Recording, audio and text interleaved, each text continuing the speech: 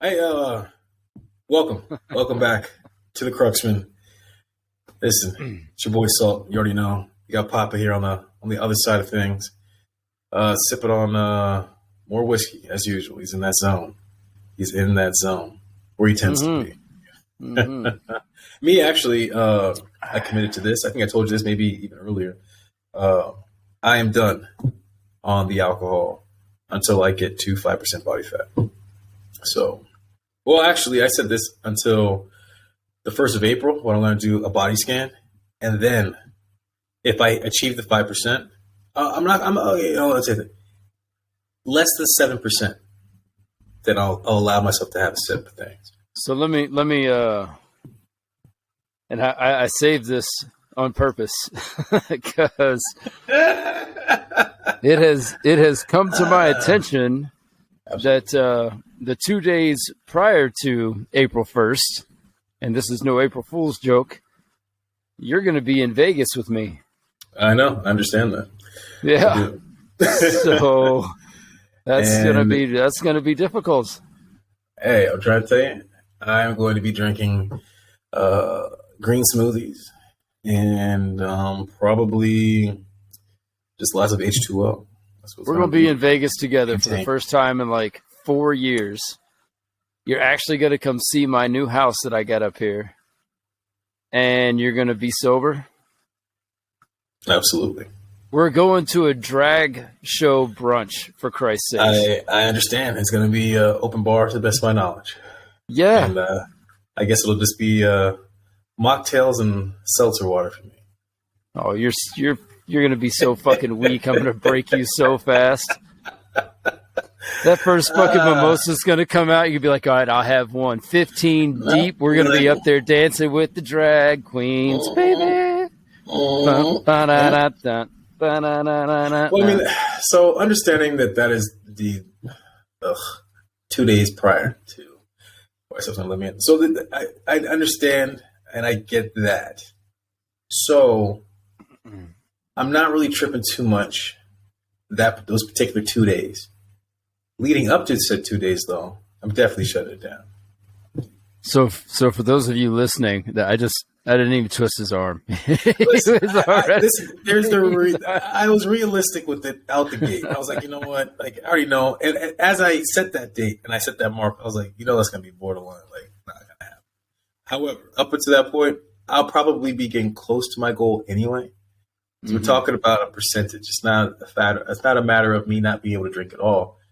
Well, it is a matter of me not being able to drink at all. But it's in terms of me achieving said goal faster by not having the libations getting in my way. And you can just straight fast after that too. Double down on the fasting. I probably intend to. That weekend's going to probably put me in the hurt locker because I'm going to be very disciplined up to that point. Shit, because I mean, I won't be doing really anything. Yeah, up until that point, and I think after that, what am I doing after that? I have something going on after that. But anyway, it shouldn't be hard for me to maintain my sobriety up until that point. And then that'll be fine, whatever. Go have a good time. But after that, I'm going back into the dungeon.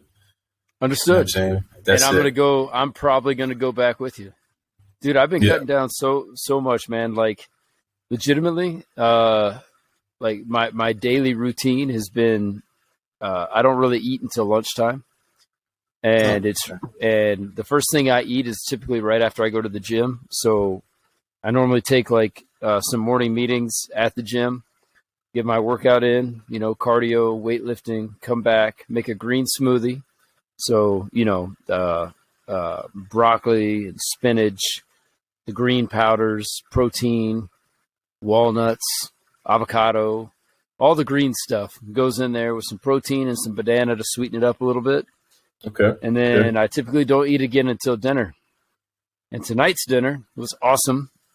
My kids enjoyed it. We had homemade shrimp and grits. Oh, man. And they had the homemade thing, but it sounds good. They had 2 helpings. They don't normally eat seconds, but they were chowing down. Yeah. That's like one of the meals that, like, whenever I go south, if they have it on the menu, I'm probably going to get it. It's just automatic. I'm pretty sure I've told you this before. I mean, grits aren't horrible. Now, all the butter and cheese that goes into it. Yeah. I mean, no, I don't think there's. I mean, you know what? If I'm gonna have a cheat day, I'm gonna let it be that. Yeah. But I've had too many cheat days the last month, so I'm playing catch up. And I'm like feeling the cheat days too, where I feel like I'm jiggling when I'm on the treadmill. And that's like that was me. Feeling. That was me last weekend. After I had a couple of last weekend. I had a couple of beers. Ugh. And just bloated up. Dude, because I haven't been drinking beer. I just haven't been drinking beer. Yeah. So I think on our last episode, I started with a Michelada. Oh yeah. And I felt okay after that, but I think it's because I had that margarita, that kind of numbed the pain. But a few days before that, I had a couple tall boys. And dude, like, whereas I used to just drink them 2, 3, 4, 5 a day. Now I had one and I was just like, oh God, So I'm over here sipping bubbly water just to get that carbonation, sensation. This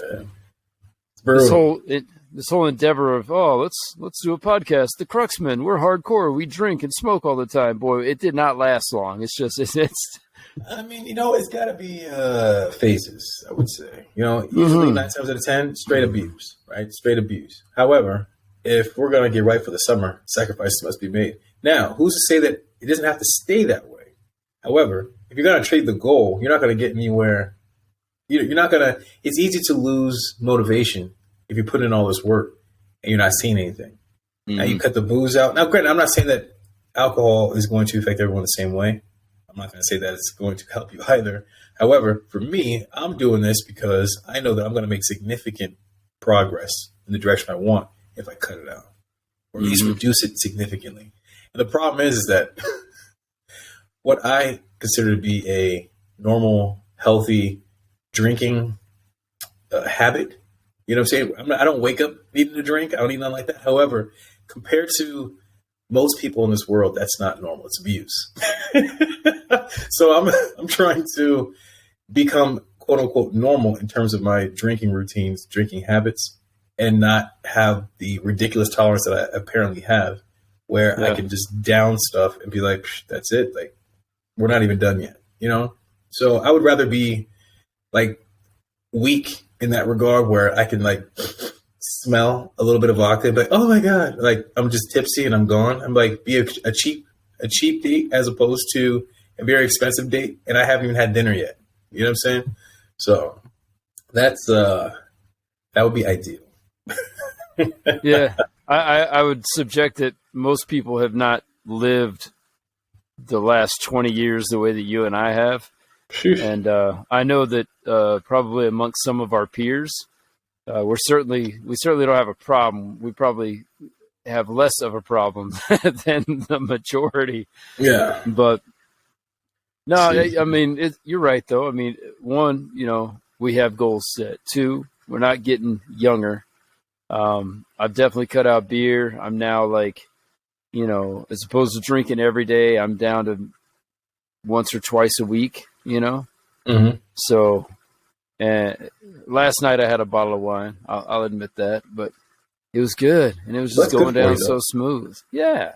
Right. That's what I plan on doing when I get to Vegas, is probably do just like the wine, keep it simple. You know what I mean? Like nothing. The whiskey seems to be jacking me up a little bit. Not gonna lie to you. It is. And granted, that's like, and even like cognac, like the heavy stuff, this seems to be jacking me up just a tad bit.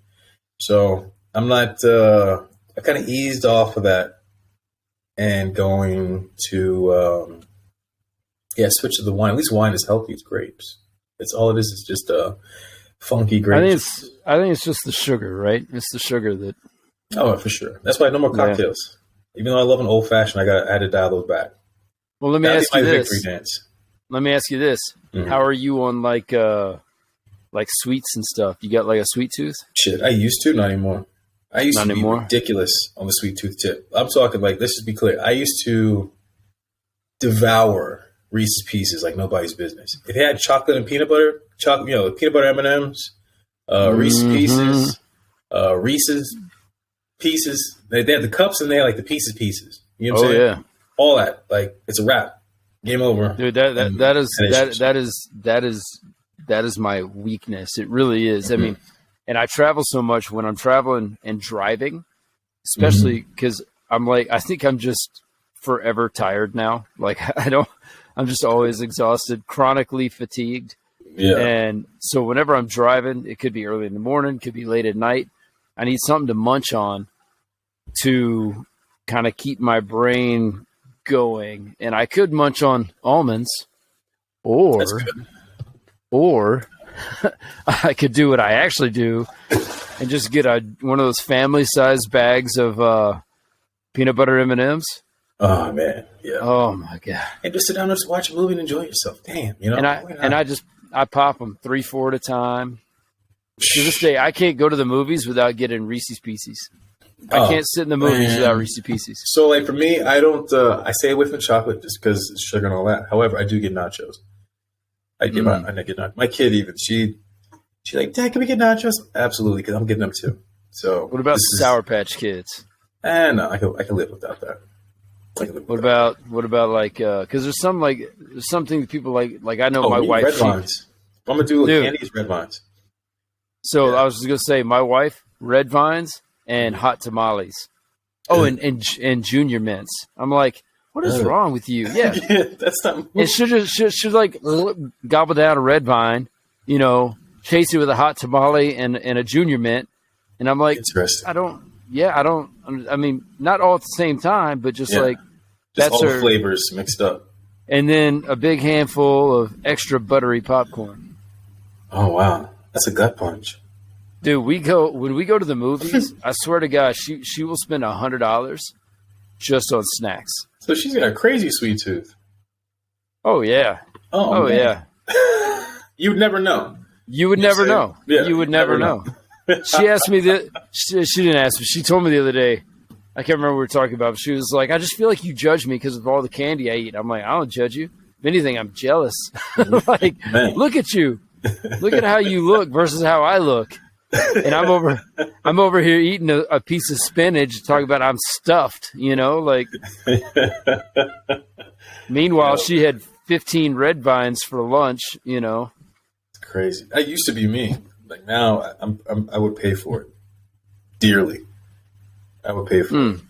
Yeah, man. When it comes to all the sweets, I don't know. When I started kind of cleaning up my diet a little bit, I kind of lost the taste for the sweets. Even like a soda, it's like too much for me now. I don't for myself. I don't drink soda, and like for sweets, I mean, it every once in a while. It's like when it hits me now, though. There's a craving, and I'm like, okay, like I keep Ben and Jerry's ice cream in the freezer, but it'll sit there for months and months and months, and then I'll finally get a craving, and I'm like, all right, and I'll down one of those little pints. I'll down a little months pint. And months? I don't have any of that. Oh yeah. As soon as I buy it, done. Case closed. I bought you for tonight.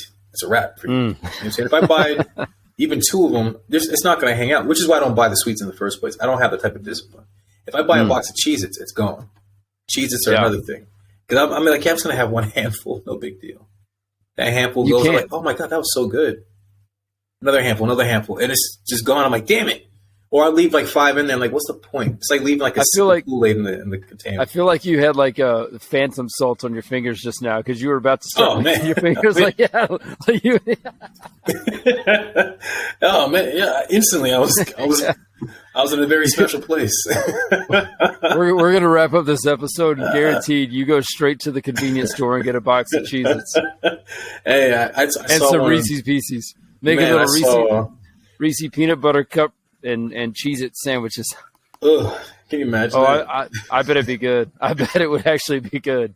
Actually, maybe, yeah, probably. Because, hold on a second. That's cheap. Sweet and salty, man. Sweet and salty. It might work out. That could be a new peanut. That could be a new M&M. Hey, you heard it here first. You guys see that on the streets. You heard it here first. So the Cheez-It M&M. Cheez-It M&M. Yeah. Yo. That's copyrighted. Right. Intellectual property. Yeah, 100%. If I see it, coming for you. I'm going to stand behind him. Yeah, next episode, I'm going to go buy both. I'm going to try that on live. Well, maybe not live. That's a great idea. Let's try stuff like that live. Yeah, And I'm not talking about like cow testicles. I'm not going to eat those with you. I'm not doing that. First and foremost, I'm not doing that. Buy it. I don't know where to buy it. Can you imagine walking up on some guy and like, hey, I'd like to buy your bull's balls. You know what I'm saying? Like, what kind of a conversation is that? Yo, I got me some black market bull balls. Isn't that what Rocky Mountain oysters? Is that not that? Yeah, I don't think that's like that's like sheep testicles or something. Somebody's Goat testicles. Somebody's balls. It's somebody's balls. Somebody's nuts. Shoot, And they must be an aphrodisiac of some sort. Otherwise, why would they refer to them as oysters? I think it's just throw someone like me off. And I like oysters. And I'd be like, hey, can I get some? Oh, Rocky Mountain oysters. I didn't know you guys had oysters up here. And it shows up, you got these steaming mounds on a plate, and they put some like garnish around it. I'm like, what the hell is that? Well, so you bite on oysters. You bite it, hits you in the eye. Yeah, just, what is that? It burns. Excuse me. That's not. It's like a pineapple in grass. Oh, yeah, on the Kobe diet. Ew. What's wrong with you, man? You started it, wasn't me. Or maybe, I don't know. Maybe it was me. It might have been you. Oh, snap, man. Yeah. So, I mean, yeah, I don't know. With every time it's ticking, the 5% joint, it's getting close, man. Because it's supposed to be by June. I need to be there, and it's happening. It starts By chipping June away. to maintain for July. Yeah, 100%. I want to already be there. It just all I'm doing is holding it down and that's the end of July too. You know what I'm saying? So I still have wiggle room to kind of like enjoy my life a little bit without having to like lose my mind. But come July, done. It's got to be just pure. At that point, it's like it's showtime. And we got what, 1 week left in March. So we got April, May, June. Yeah. So we got about 100 days till July.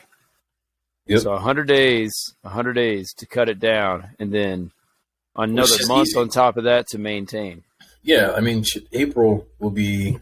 I mean, like I said, you start eating right, you just watch it melt off. Combination of cardio, eating right, and then you got like a nice like routine with the gym with the weights. It can't survive.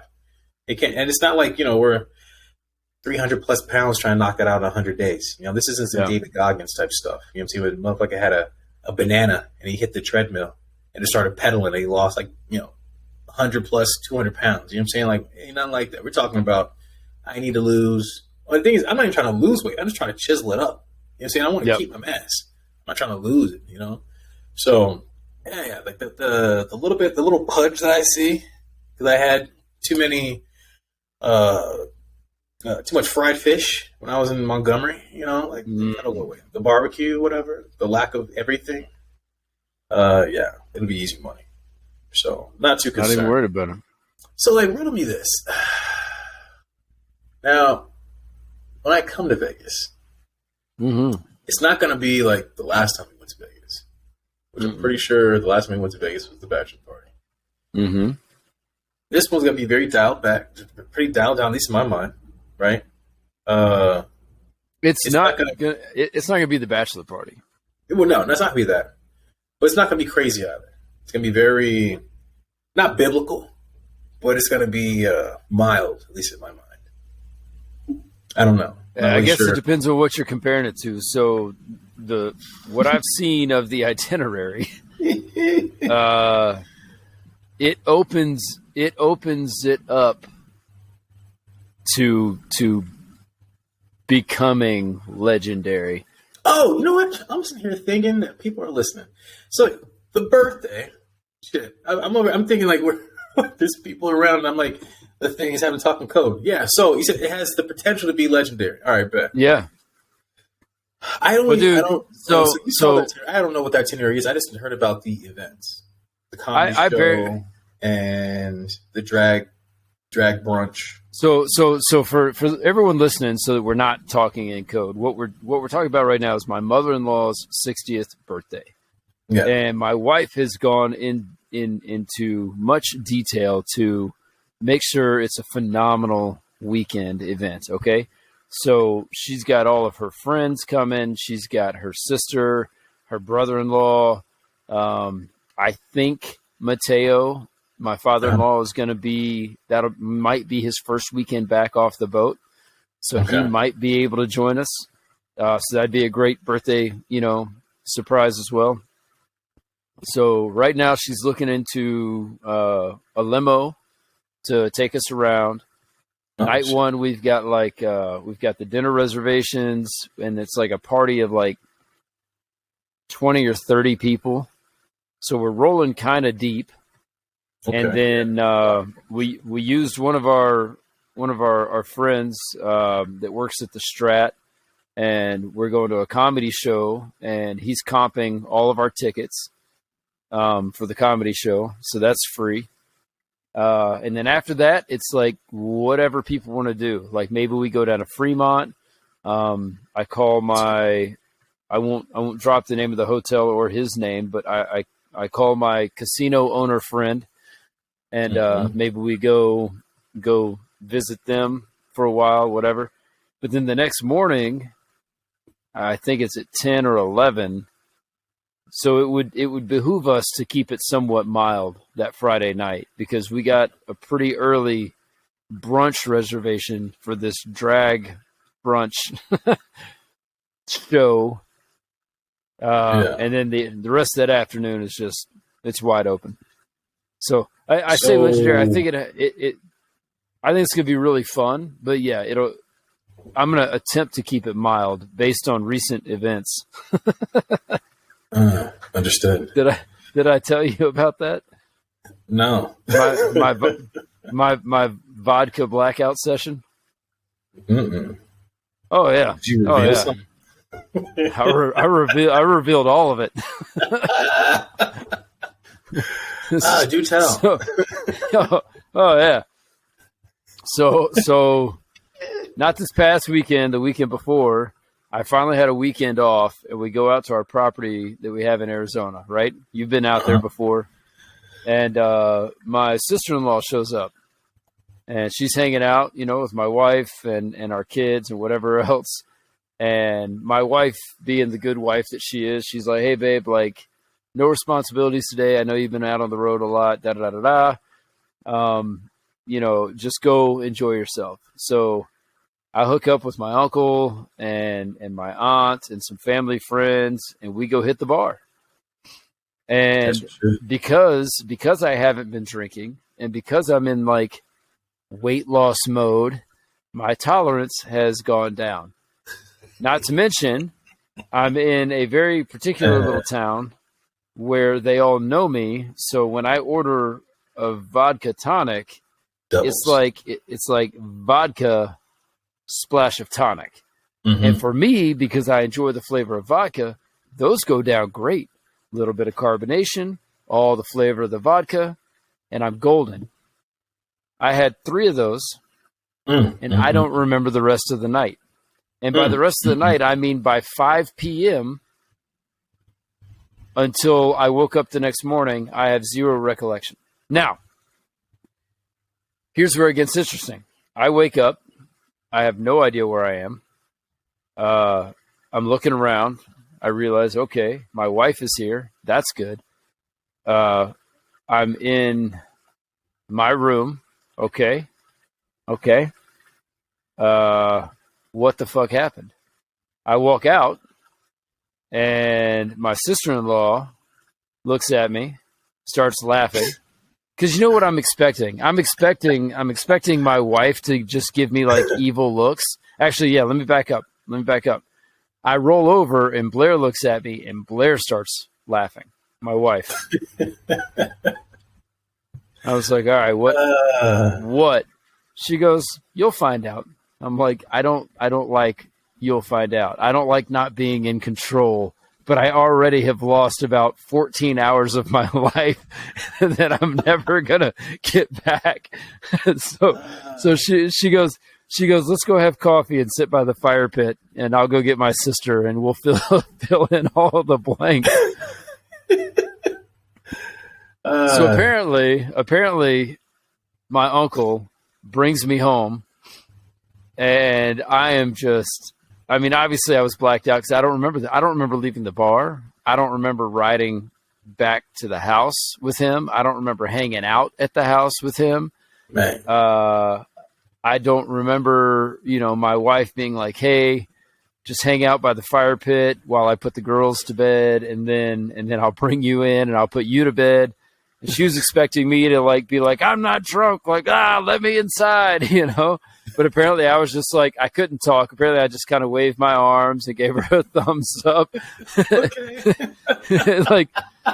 Understood. I get it. I'm fucked up. So I go away, and then I come back. She's got the girls to bed.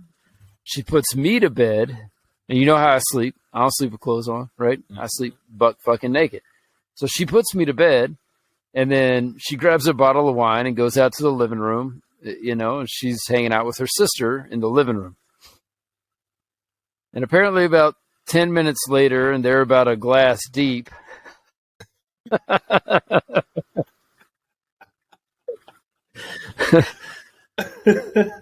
all the drinks that I had decided they didn't want to stay in my tummy.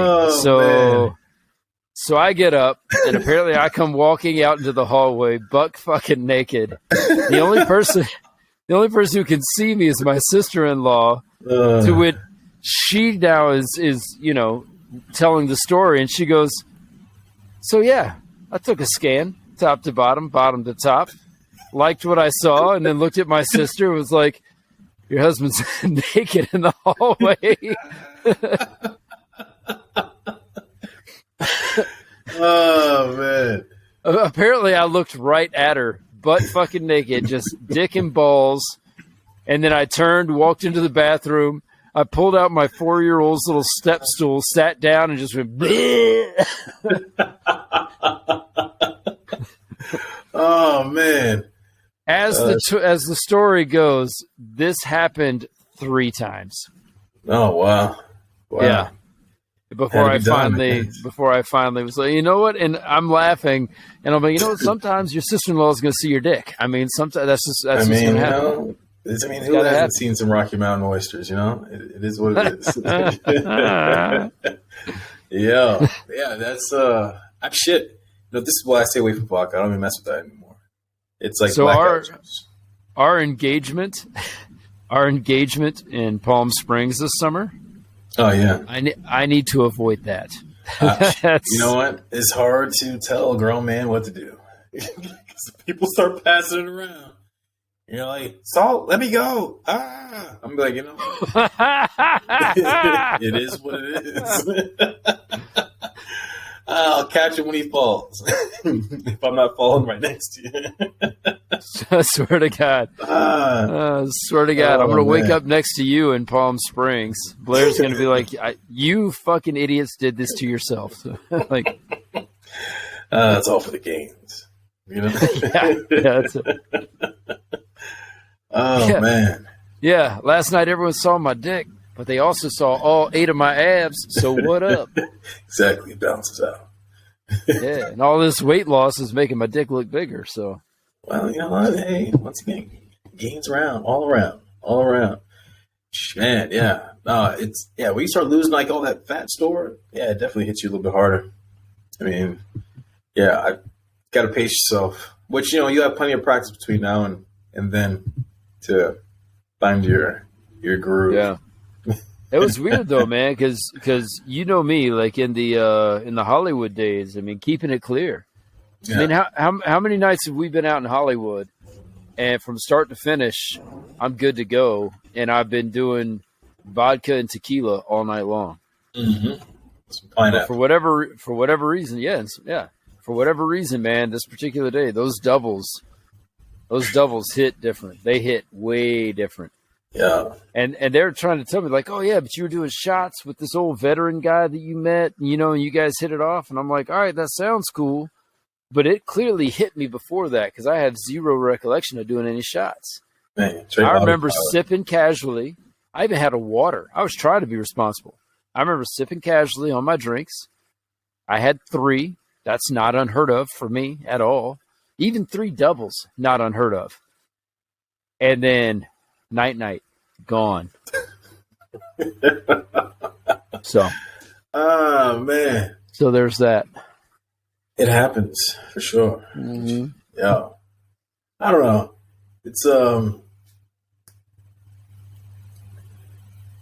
It's kind of weird how like one day it'll hit you. You could do all the things, right? You could eat beforehand. You could do this. You could do that. And then next you know, it goes 0 to 100 real fast. And then you can do none of those things, go hard in the paint, and still be like, I didn't eat, but like, I'm good to go. I don't know. That's weird. I've had both things happen. I don't know. I mean, granted, the odds are more in your favor if you do the right things, ahead of time, but it's not like a guarantee. You know what I think is a huge factor that a lot of people don't really, maybe they take it into consideration, but I haven't until this recent episode. Exhaustion. That's huge. So I was coming off of, I think, 2 weeks on the road and averaging maybe 4 hours of sleep a night. Mm-hmm. And you know me, I don't nap, because if I nap, I definitely won't sleep at night. So, I mean, we're talking about 2 weeks of 20-hour days, and we're talking coast-to-coast travel, probably, no exaggeration, I probably went coast-to-coast 10 times in those 2 weeks. Mm-hmm. So, I mean, airplanes, late nights, early mornings, some of that was my doing, some of it wasn't. But I think that starting at like lunchtime, drinking double vodkas, with as exhausted as I was, like that, I think it hit me different because it took me down. I mean, straight white girl wasted. Yeah. Yeah. It was something to drag you home. Shit, man.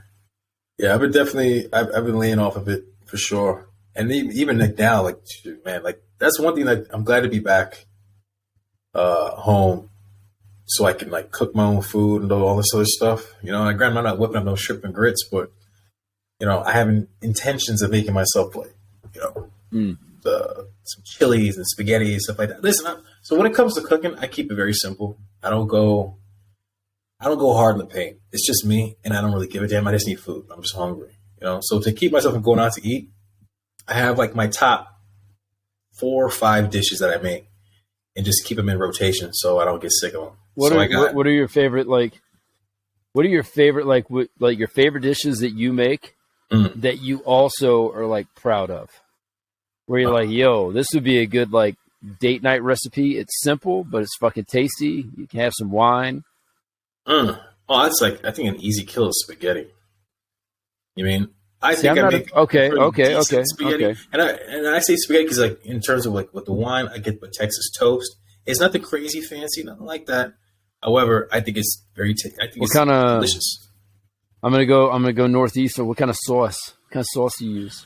I don't make my own. I need to. Honestly, I was scolded while I was in Alabama for not making my own spaghetti sauce. And I was like, well, I mean, I don't have that kind of time. I don't care. Mm-hmm. But I just get Prego.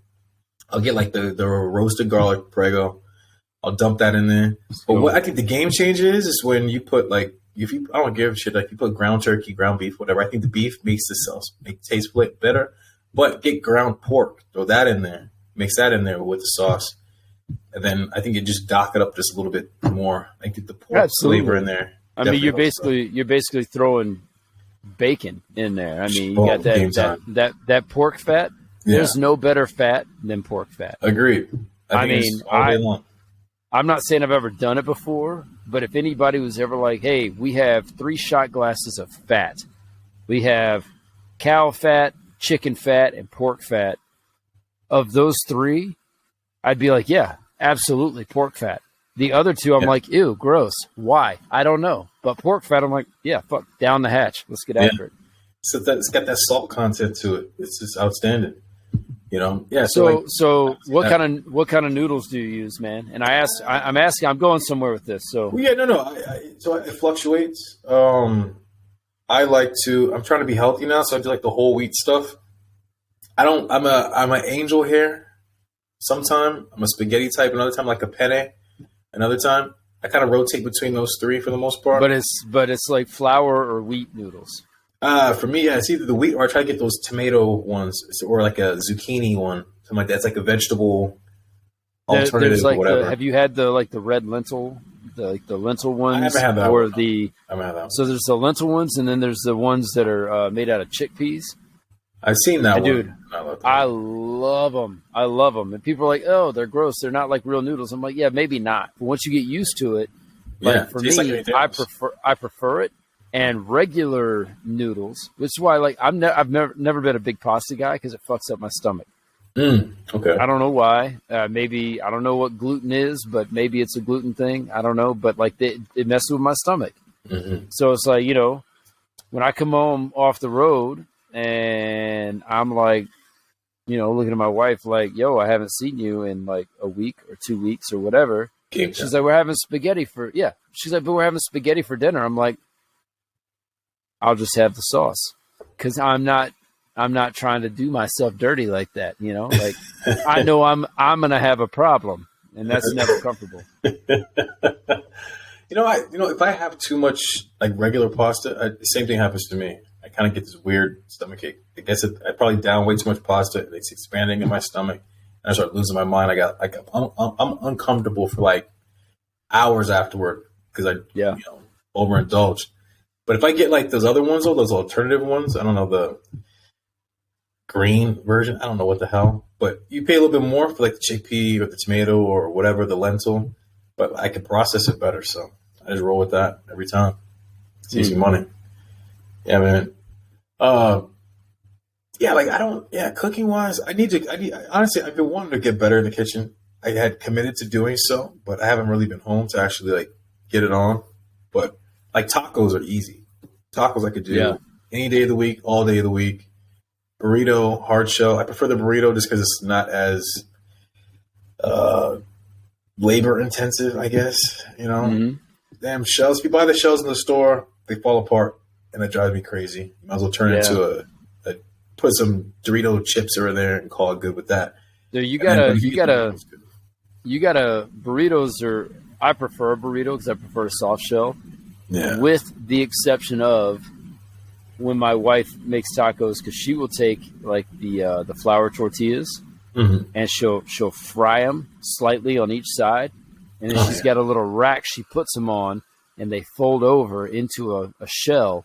But they're like the fried flour. If you've ever had a fried flour tortilla, it's phenomenal. Do you remember that little Mexican place I think I took you? Yeah.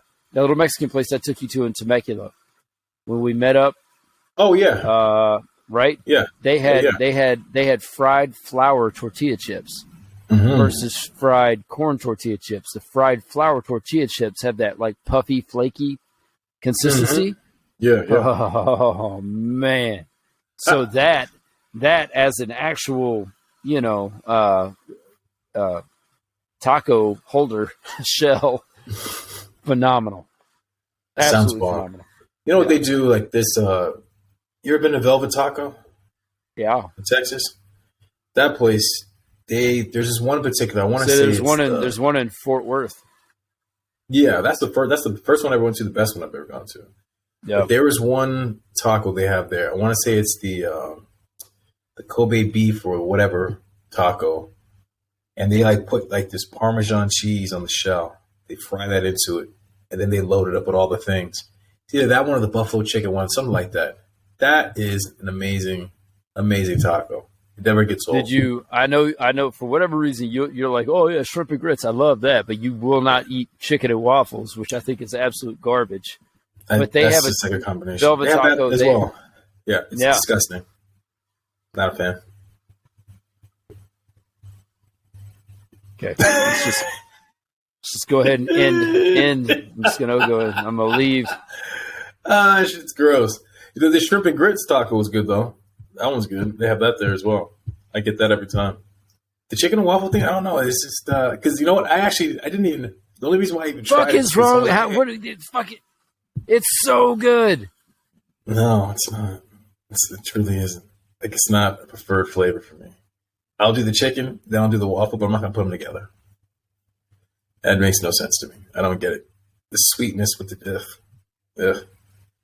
Yeah.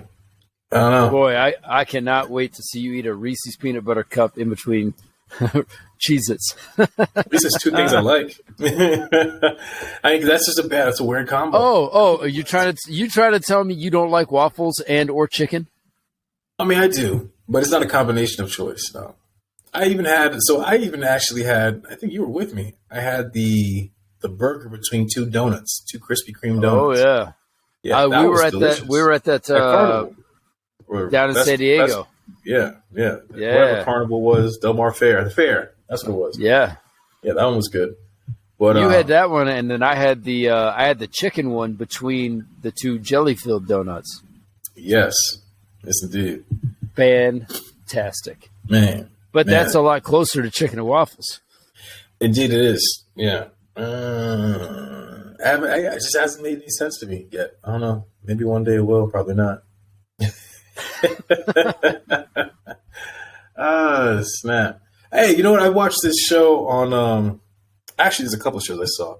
So there's just one. It's called The Future of on Netflix, and the title in general just intrigued me. But then I started watching it. It's like these little 18 to 20 minute little episodes, right? They talk about just ideas of what the future holds for different things. So they had one that was like dogs, skyscrapers, house plants, all kinds of stuff. It's like maybe 10 episodes, something like that. But the first episode, dogs, was like trippy. So they have these folks who are like, yeah, I love my dog, blah, blah, blah, blah, blah. Arr, arr, arr. Oh my God, I know what he's saying, right? But nobody really knows what the hell their pets are saying. However, in the future, what they're talking about is they are right now, there's an AI that is now trying to decipher dog barks and all their little movements. So people know, like, when the dog tail is moving, it means something, right? And it's basically trying to translate all that and turning into a language for humans. Trippy. Like, they're working on that right now. I thought that was I would love to know what my two morons are thinking when they look at me with those big, dumb eyes. That's what they said. That's what people say, right? Now, what if your dog is saying, give us free, like Amistad? What are you going to do? You gonna let him go? I don't give a goddamn. Get the fuck out. Yeah. Most people will not. What if, because even like my homegirl's like, oh, so if your dog, like, what if he says, like, like, I fucking hate you, like, leave me alone. She's like, oh my God, my children. You know what I mean? Like, first of all, let me just say this, and I'm not saying this because you're a black man or because I'm from Alabama, but I do not believe that slavery is right. Okay, all right. So if my dog is like, hey, let me go live my life, you inconsiderate asshole, you kept my nuts on me, but you won't let me fuck anything. Like, it's like, what a horrible pet owner I am, Agreed. But this is like, this is the life that right now we're thinking, oh, it's just like my dog and I'm taking care of And for me, I'm saying like this, every time I see a dog wander in the streets, I would never call the law on them and have them sent back to their owners. I only want to take out their dog tag, because what if that dog tried to escape and I sent them right back to his owner? You know how jacked up is that? He's like, man, I spent years and years of planning. This dickhead brought me back to this guy because I don't have the fingers to get this leash off my neck. You know what? This I can. You know what? I can tell you what my dogs are thinking. I can tell you. I'll tell you. All right. I know these morons, okay? Because I am one of them. We speak the same stupid language, all right? So I know, like, look, man, I've had many dogs in my life, right? Growing up, I had 3 on my own before I met my wife. They lived very long lives, very happy lives. They died of old age. Now I have these two morons, right? I got these two golden doodles. They're awesome. I'm kidding. I'm not actually calling them more. I'm calling them more. They are morons, but I love them. They're smart. They love my kids. They're massive. They're like 80 pounds apiece. But I'm telling you, man, like Hank will come up to me and just big old dumb eyes. And I'm like, all right, I know what he wants. You want to know why I know what he wants? Because that's the same face I make when I'm looking at my wife when I've been home for like 2 hours and she hasn't come over and gave me a hug yet or kissed me or what, you know, like I'm probably looking at her like 30 seconds after the kids go to bed and I've been on the road for 2 weeks. I'm like, guaranteed I'm looking at her the same fucking way. I know what they want. They want attention. That's what they want. They want attention. So, you know what? And I'm telling you something, man. They're so fun with their paws and stuff, man. Like, and it's funny because, like, I will fuck with them on purpose. They'll come over, Hank, Eddie, either one, doesn't matter. They'll come over just big doe-eyed me, and I'll reach out and I'll, like, touch them on the nose for like a half second, and then I'll start to pull my hand away slowly, and immediately I'll get a paw here, and I'll move the paw, and the paw will come back, and I'll move the paw, and the paw will come back, and they will do this for fucking ever until you give them the attention that they're seeking. Holy smokes, man. That is too much for me. I wouldn't be able to do it. It's just too much. You'd be all right. Hey, we were talking about food combinations earlier, not trying to go back 180, but I had one I wanted to throw by you. Remember Vienna sausages? Yes, I do. Okay, so my grandfather, and to this day, I love it. I don't eat it often because I don't buy Vienna sausages anymore, but I can tell you right now I would enjoy this as a snack. He would take Ritz crackers and the was it the green onion or green garlic and chives like the dip. cream cheese. Oh snap! Okay. Garlic and chives, cream cheese, and he put a Vienna sausage on top. Ritz cracker, cream cheese, Vienna sausage, down the hatch. And that was it was like his favorite snack ever. It's fantastic. Absolutely fantastic. Yeah. You know, I can't my tell you favorite, that it's healthy, but you know, that's a good, like, something you can build while you're watching TV. You know, and that's what he would do. He'd sit. When I was a kid, saltines and like either peanut butter or just some grape jelly. Put it on there. Just start crushing them.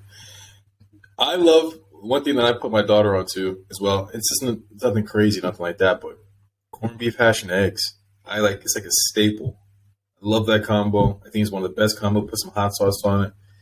Done and done. It's any 5 minutes. Any leftover meat and eggs the next morning. Oh, yeah. That's what I'm doing for breakfast. Easy taco meat. That's what I was going to say. Absolutely. I made tacos when I was home last week, and I took all the leftover taco meat, threw it in the pan, shook it around a little bit, cracked about 4 eggs on top, down the hatch. Throw a little bit of rice in there if you got some leftover Chinese food or something like that. Oh man. I sprinkled some cheese on top, a little bit of sour cream. Oh yeah, absolutely. Some Cholula. Okay, yeah. I'm a refried beans. Sauce, I like. I'm a crystals type when it comes to the hot sauce. I try to get crystals whenever I can. Cholula's good, but crystals is my go-to. Crystals. So you're more of a traditional Tabasco type of guy then. I guess, yeah. I mean crystals is. I don't know. It's different though. It's kind of like crystals is like a Texas Pete, kind of like a a little more heat though. Yeah, yeah. Oh yeah, crystals is that Louisiana? Louisiana, yeah. They know how to do hot sauces. Yeah, I think I like the consistency of Cholula, but I'm not afraid of the cock sauce either. Red Rooster or whatever. Sriracha. Oh yes. That Sriracha, one, I can't put it on Tapatio. I would say Tapatio is probably like my number 2 just because it's everywhere and I have like no choice in the matter. You know? So Cholula has so many options though. They got their green pepper, which their green pepper sauce is really good. They've got a chipotle sauce that's outstanding, and they have a sweet habanero that is just that's my favorite. Yeah, that sounds pretty tasty. Okay, so we're talking about snacks earlier. Talking about almonds. Have you seen Blue Diamond now has a ghost pepper flavor and a Carolina Reaper flavor with their almonds? I did a taste test because I love ghost pepper. I love ghost pepper. That's delicious. I can down those down the hatch. I'm fine. That Carolina Reaper one though, woo, that will come out your booty hole with flames. Man, I'm talking about. I was just like doing like the extreme heat or whatever when you go to your favorite wing place. Like it's like as long as you're eating them, you're good to go. But as soon as you stop, oh yeah, it's a wrap. Man, you better have some milk nearby. Shit, you better have some carrots and celery or something. That milk hasn't worked. The only stuff that has ever worked for me has been like, and I don't even do celery, so I won't even claim that one. But carrots, man, I didn't understand that helped break down the burn until someone told me this is like years later. You dip the carrots in the ranch? No, I just started crushing them bad boys straight up. You know, that's what got me over my mango habanero issue. You know, because I was like, yo, this is delicious, but what do I do? My buddy was like, just eat the carrot. It'll help. I was like, no, it's not. It's a stupid carrot. I'm drinking water and I'm dying. He's like, just drink. He's like, eat the damn carrot. I was like, all right. So I started snacking. I was like, oh, snap. It's working. It's working just like he said. I was like, this is science. It's magic. Yeah, so now I always keep those things like right nearby. I'm like, okay, if I'm about to go in, got my carrots, start snacking on them like Bugs Bunny. It's easy money. I can start trying all the things. So yeah. I love me some. When it came to anything spicy, I was an absolute little bitch when I was younger. And then I don't know, like for me, like, you know, like Texas Pete was like the first hot sauce I could like deal with, I could tolerate, you know. But then I don't know, something about, I think I like borderline had a meltdown eating something spicy, but I was like, man, but the flavor was like so good. I was like, man, I can't maintain. But then I don't know, I made it a point to like slowly ramp up my ability to, you know, handle spice. You know, I just kind of adapted over time, and now it's like when I go to Thai places, I'm like Thai hot out the gate, boom, give me Thai hot. And it's usually like every place now it's not hot enough. I go to an Indian joint, I'm like, yo, give me your maximum. Not hot enough. Now, granted, the Carolina Reaper, I don't, you know, if I'm gonna do that, it's got to be on. I'd rather not be on a almond.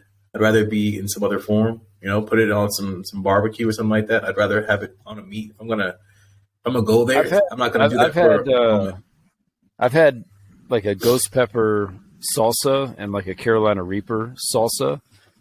Oh yeah. The salsas, yes, absolutely. There's a really good ghost pepper salsa. I think it's like Trader Joe's or something like that. Is it Mama somebody's ghost pepper? Either way, delicious though. So good. And the salsa, absolutely. Yeah. Get some of those Tostito scoops. And it's got like the one I had mango and pineapple in it, but it was ghost pepper. Yes. Holy shit. That's the one. Yeah. It was so good. Bomb, man. Man, it sounds you know good. What? We should do that on future episodes. We should bring snacks, but not like normal, not like a bag of chips. Like, yo, okay, we're gonna try this ghost pepper salsa today and see what happens. You know, we're gonna try some. You know, we could start out and we could start and or end an episode. I think would be hilarious with that chip challenge. That chip challenge. Oh my God. Yeah, I haven't done it. I haven't done it yet. I have not. I've seen people do it, and they weren't happy. They weren't happy at all. So I said, you know what? Why would I do that to myself? That's crazy. No, but I mean, I'm down to try. Do it for the gram, baby. For the gram. Yeah, see, like, no. You know, speaking of the damn gram, so my kid sent me this TikTok, and this is because of the stupid gram, right? So people do wild things for the gram, and in particular, this kid so disrespectful. They would take the fart spray and they would blast this stuff in an elevator, and then they would people would get on, and they're just sitting there just recording these people's reactions, And I was like, it's so jacked. And the thing is, people are getting in and they're trying to be polite, and they're just kind of like. He's like, little kids are just like, mommy. This kid's sticking his fingers up his nose. And the whole time, he like eyes are watering. And I'm just like, this is all for. If there was a gram, this isn't like a thing. I mean, it is, but there's no. You're not gonna record it and try to go viral with it. But back in the day, it was just called a prank. 100%. And just you and your small group of folks knew about it. You drop a stink bomb in like an auditorium full of people. And just watch everybody have just an absolute connection, but it's not like now. It's terrorism. You sneak into the locker room, right before everybody comes in from gym class, and you like drop a stink bomb or two in somebody's back pocket. They change up and they go sit down in their next like math class, and it's just like, It wasn't me. Like, yes, it was. You're dismissed. Danny pooped on himself. They're straight terrorists, man. I think that's what these guys are, man. Danny became a terrorist after that. He caught so much ridicule. Like, fuck everybody. It was a joke.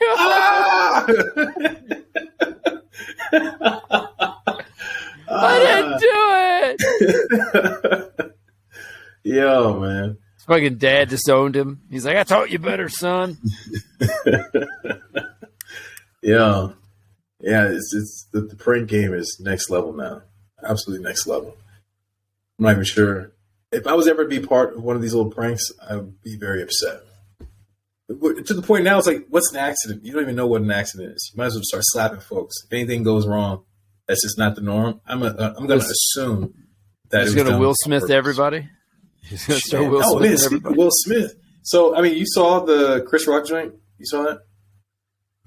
Did we talk about it? Maybe we did, but apparently he's not. What do you mean? What did I see? Oh, did you see it? The new one. I saw. Oh, his new stand-up. His new one, yeah. No. I thought you were talking about the slap. I'm like, yeah, I think everybody saw the slap. No, I was talking about like his stand-up. Yeah. No, it's on my list. I haven't watched it yet. Yeah, his Will Smith's response was, this is like great. It's not like I heard him say it. It's just people saying, reportedly Will Smith, He wasn't too happy, apparently. That he responded in the way he did, talking about Chris Rock.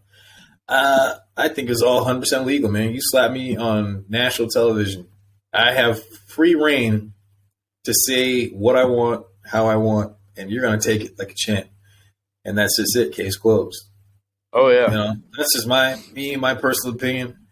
I mean, the fact, and Chris did a great job just taking it like, whoa, and then just kind of be like, Will Smith just slapped the shit out of me on television, and all that, But the fact that it's taking this long and this whole year, it's I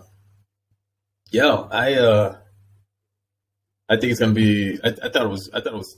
He wasn't even complaining really. He just said what he had to say. He kept it very.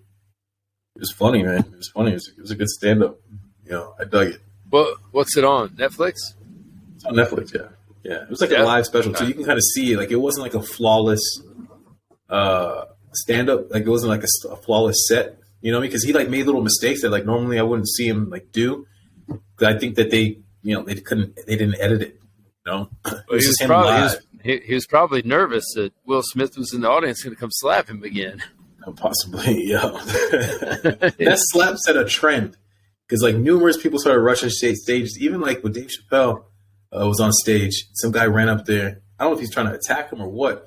And man, I'm talking. It was Chappelle, like Busta Rhymes, a whole bunch of other dudes stomped the everlasting crap out of this dude and left him like broken, leaving. I'm talking like jacked up. I was like, God, what are you doing to rush the stage, man? Stop. What was this on? Well, this was like a week or so after. Like, it wasn't even that long after Chris Rock got slapped. And then some dude rushed the stage and they stomped the crap out of him. And I was like, damn. People better stay off these stages, man. These dudes, man.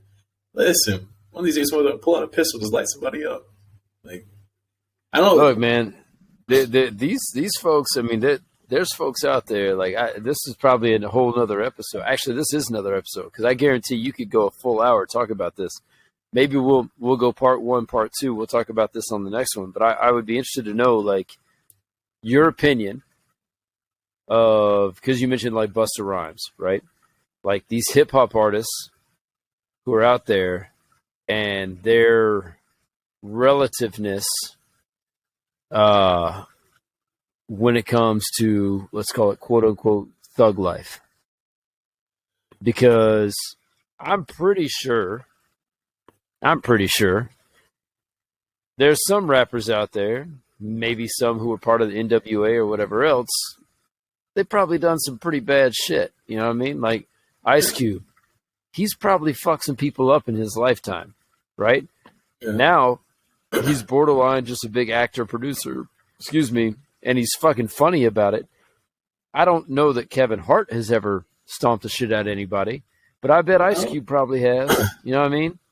But Kevin doesn't. He doesn't promote that though. He's more, he's just the little guy with like. But Cube doesn't either anymore, right? But I mean, that was how he used to be though. That's but he used one way to. That he changed his whole image, which is standard. But that's my point. My point is though is that don't poke the bear, don't wake the sleeping giant. You know what I mean? Like if these motherfuckers once like people talk all this shit about Snoop Dogg, like like. I mean, he rolls with the punches now. He obviously has realized that life is easier to roll with the insults, or let's just call it comedy for the sake of comedy. Mm-hmm. But I'm certain at a certain time in their lives, ego outweighed, the necessity of being diplomatic. And so I'm just wondering. I'm wondering. One, I want to know what these motherfuckers have done, and two, I'm wondering how far they would go now if pushed a certain way. I mean, honestly, I think now you're talking like Snoop is older, so like that same kind of fire. I mean, is it possibly there if you push him to it? Sure, but he's got way more to lose than to gain. Knocking a sucker out. You know what I'm saying? Like what even Jay said that. I don't know that, and I'm not trying to. You're famous. Oh no, he said, if you shoot me, you're famous. If I shoot you, I can't remember. Jay said something along those lines, where basically like, if you do this, then you're famous. If I do it, I'm brainless. Like there's no point in me stooping down to your level because I have nothing to gain. You have all to gain. I have nothing, and I have everything to lose. So it's like at that point, it's to hang that up. That's why some of these ball players, I'm like, yo. Leave it alone. But they haven't. They get this new money and they start acting up and they're still doing street shit. I'm like, man, like you made it. Like chill, But I would suggest they're not doing anything different. It's now they have the money that they can do it in public, and they also have the public eye watching them, right? Like, so if you grew up in the hood, acting a certain kind of way, and that's just how you're used to flowing, and now all of a sudden you got this millions of dollar contract. Well, you take that hood mentality out into the public eye, and now you're on Hollywood Boulevard or whatever, like in Miami, like doing whatever you're fucking doing in a big mega nightclub, but you're acting the same way you would act in the hood where no one gives a shit. I'm not trying to be rude. I'm just saying, right? There's no public eye in the hood. I mean, the public eye is everywhere now because we got phones and shit. However, if you become like someone, for sure. I mean, things you can't just turn it off, right? Like it's not gonna just because you get this contract. That's what to clarify. That's what I mean by public eye, where people know who you are when you move in the streets, right? Yeah. But as soon as you get like any type of fame, you are now like that dude, and people are watching, and you have to clean it up. Like everything, like everything is like it changes pretty much overnight. Oh, they've announced that I have now this $100 million contract. If I go home and just be hanging out, first and foremost, everyone's gonna be swarming me, possibly, right? Those that know about the money that I got, and I'm not gonna want to. I don't know. Everything's gonna have to change because now everyone wants your money. They're trying to separate you from that big contract, and if you talk to someone aggressively, they're going to try to sue you because you've ruined your image or whatever. You know, it's the way everything is played now. Everyone's so touchy and sensitive. You can't speak to nobody if it's not a high five or oh my god, like I love it. Like you're wrong. You know, so yeah, I don't blame him.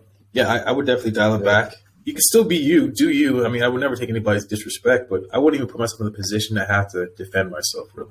You know what I'm saying? Yeah. I'd be just like Snoop cooking with Martha Stewart as well. You know what I'm saying? Be hanging out. You know, and be like, you know what, life is good. I don't have to do anything close to what I used to back in the day. And I'm now, you know, sipping Corona on the beach in my robe. You know what I mean? Like, yo, Yep. the come up. You know what I'm saying? So it's great. I would rather that be the case for these gentlemen as opposed to the, you know, folks still hurting and now that's one person that's still out there trying to maybe dig in your pockets. So let me ask you this, and it's only it's at the forefront of my brain right now. Like, do you think these dudes? Because I've never been a quote unquote gangbanger. I don't even know if a gangbanger is even a relevant term anymore. Yeah. But I mean, do you think? Because what Snoop was Crip, Yeah. or claimed to be. Do you think he's still tied to that? Is he just OG and no one would ever fuck with him now? I mean, you think he still keeps his contact, or do you think he somehow outlived, you know, so many generations that, you know, like I said on the last episode, I've been watching a lot of Sons of Anarchy lately, right? MCs, gangs, all these different things. And I'm just like, holy shit, like, does it ever go away? Or do you just get more political about it and therefore you somehow stay safe and you stay out of the day-to-day, you're on my block bullshit? Honestly, like everyone knows that Snoop's Crip, just like everyone knew that, you know, Nipsey was Crip and that the game is blood. You know what I'm saying? Like everybody knows what these guys rep. Now, what they're not, I have no idea. I can't speak for none of these gentlemen, but you know, it ain't like Snoop's out there banging. He's, you know, he ain't doing that. You know what I'm saying? If people know his background, where he's from and all that, I think people respect that. And at this point, it's like, all right, that's Snoop. You know what I'm saying? He made the West Coast. It was popping. You know what I'm saying? He's one of the guys that made the West Coast popping in the 90s, you know? So, not everybody gets out of that life. You know, I don't even know if these dudes are even banging like that anymore. Like, I don't know. Like, you know, I know like Nipsey was trying to squash all that and like bring people together, you know, which is what I used to love Nipsey's music. I liked everything he stood for. You know what I mean? But, and he was just trying to bring folks together, you know, like this is make this money, but, I mean, at this point, if that was the case, I'm sure he'd have more problems, but I don't think these guys are in that like that anymore. I mean, these guys are older. They're the OGs. Like, these guys are just, they're older now. They're right off into the sunset. They survived. You know, it's like, cool. You know, that's a young man's game, man. I think the coolest part about it would be if maybe even on the DL, they're, you know, still connected, but telling these fellas like, hey, there's a better way. And obviously I did it. Mm-hmm. Right? You ain't got to come up being as fucking hard as you think you are. I mean, you get the opportunity to do a fucking cooking show with Rachel Ray. Fucking take it, because you know. Well, no, but Snoop has done that. These, you know, I know back in the day, like they were trying to stop all the banging and all that stuff, and he would come out, someone else come out, and they would talk to the guys, you know, and be like, hey, like squash it. You know what I mean? I remember him pushing for that hard, especially like with the East West thing. Like, you know, he was putting down the music, like stop it. You know what I mean? Like all the banging and all that but shit. I mean, he was right there though with, you know, Biggie and Tupac and all that stuff too. So I mean, he was in the midst of all that. You know, he lived it. He lived it. Yeah, yeah, he survived that. So I mean, you know, I don't know, man. Like, I think at this point they have the platform, right? And so I think he uses it well. You know, that I know of. I mean, shit. Yeah. Nobody looks at him and be like, "Oh my god, he's like this hardcore bang." He's just like, "Oh shit, Snoop." You know, he's like this chill dude that everybody wants to go to hang out with. You know, so I don't know. I think it's great. I mean, even like with Cube, man, the fact that he's, you know, he had the movies coming out, he's doing this thing. Like people like now don't even associate him with that. Like, the 90s image. You know what I'm saying? Now it's like, oh yeah, he's just a successful director. You know what's crazy though is how fast he transitioned though, man, because the 90s image, dude, I just rewatched Barbershop, the first one.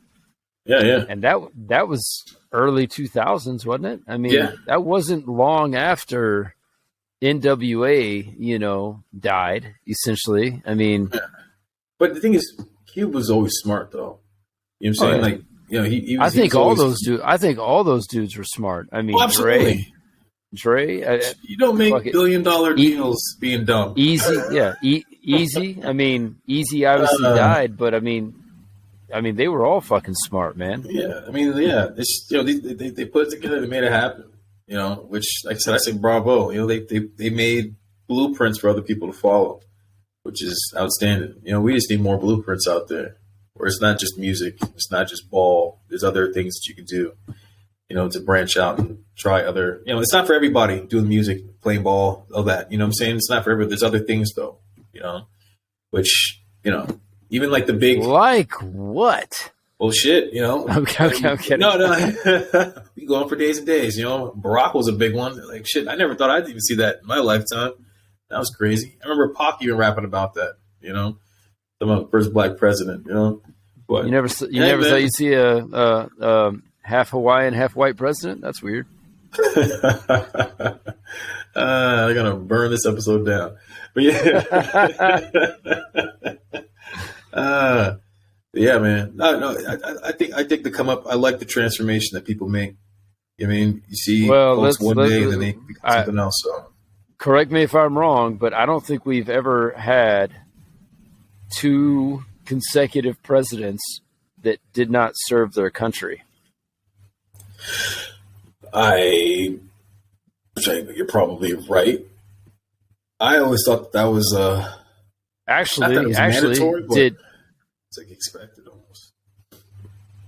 I thought it was expected too. I mean, but it's things are different now though. Popularity. It's way different. It's way different. Yeah. I mean, it's always been a popularity contest, but it's definitely different now. No. I don't even want to get into that, man. Yeah, I'm not in the state of mind to even go political right now. And it's not even, for me, it's 100% opinion, and none of my opinion matters. So, it's all gravy anyway. Look, man, we had a. I fucked up. We had a great conversation going about snacks. we did. Somehow we got into good. rappers' turns. So we got. I was interested. I don't know. I was interested. And obviously, because you're black, you know all the answers to my hip hop questions. Of course, because that's what I follow. Even all the new stuff. And if you ever had a question about, redneckery, I got you. Yeah. So tell me about Tom Jackson or Alan Jackson. That's his name. Alan Jackson. Come on, man. Well, I was thinking, there's a dude, there's a country singer named Tom something. There's a museum of him downtown Montgomery. Tom something. And that's what I was thinking of. He's a country singer, though. You'd have been better off asking about Andrew Jackson. Yeah, no, it wasn't him, though. We're not talking. Yeah, we were talking politics. We were talking politics. Yeah, true. What is it? I know you know this guy, Tom something. No? I want to say Tom Hanks, but it wasn't Tom Hanks. Tom Sawyer? No, it's a country singer, man. He's got his own museum. Shit. Watch it not even be a Tom. Like, the most racist thing a black man could say would be like, his name was like Uncle Tom or something. I don't know, Yeah, now I'm just gonna bother me. I have to look it up. Oh man. On that note, you go look that up. Speaking of, while I'm looking that up, it's probably getting toward the end of this drug, but there's a dude. I was looking this. Did you hear about this guy? I guess this dude's in his hot tub and got attacked by a mountain lion. I saw that. I thought that was pretty interesting. And they're trying to marinate. Gets attacked by a wild cat. Yeah. I'm a No, big but I fan of saw that cinnamon. article you sent me earlier about outlaw. We were talking about sweets, and they're like outlawing sweets or something somewhere. Yeah, come on, getting rid of Ban. Skittles and stuff like that in California. I guess they're worried about people eating poorly. Like, use some self control and put it down. You know, you got to I ban guarantee. it. I guarantee. I guarantee that's a LBGT initiative. Like their slogans taste the rainbow. That's our slogan. Shit. Yeah. Maybe. Maybe. Shit. You're too focused on something Hank else right now. Williams. That was Hank that Williams. was. Yeah, I know Hank Williams. That's why I thought Tom Hanks, and that's where the Tom. I don't know. I don't know his fucking cousin Tom, but I know Hank. Yeah. Hank Williams. That's the guy. He has a museum. Fucking taste the rainbow. Taste the rainbow. You barely even smirked. That was fucking funny. Oh, wait, taste the rainbow. The liberals are banning Skittles because their slogan is "Taste the Rainbow." Oh.